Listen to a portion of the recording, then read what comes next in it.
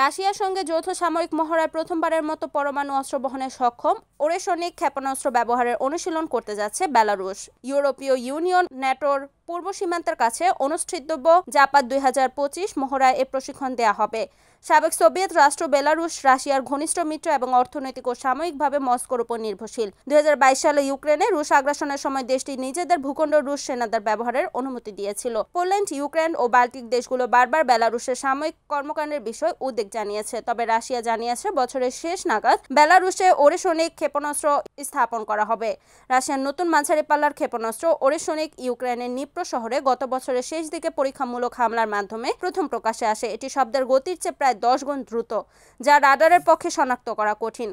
ক্ষেপণাস্ত্রটির পাল্লা আনুমানিক 2500 থেকে 3000 কিলোমিটার হলেও কিছু অনুমান অনুযায়ী সর্বোচ্চ 5000 কিলোমিটার পর্যন্ত যেতে পারে, ফলে প্রায় গোটা ইউরোপের আওতায় পড়ে। এতে একাধিক স্বতন্ত্রভাবে নিয়ন্ত্রিত ওয়ারহেড থাকে, প্রতিটিতে একাধিক সাব মিউনিশন সহ, যা একসঙ্গে নিশানায় পৌঁছায়। বিশেষজ্ঞদের মতে এটি উন্নত ইস্কান্দার বা ছোট আকারের ইয়ারস MICBM এর সংস্করণ হতে পারে। পারমাণবিক ওয়ারহেড ছাড়াও এটি গভীর ভূগর্ভস্থ স্থাপনা ধ্বংসে সক্ষম এবং আধুনিক ক্ষেপণাস্ত্র প্রতিরক্ষা ব্যবস্থা ভেদ করতে পারবে বলে রুশের দাবি। Desk news, NAN TV।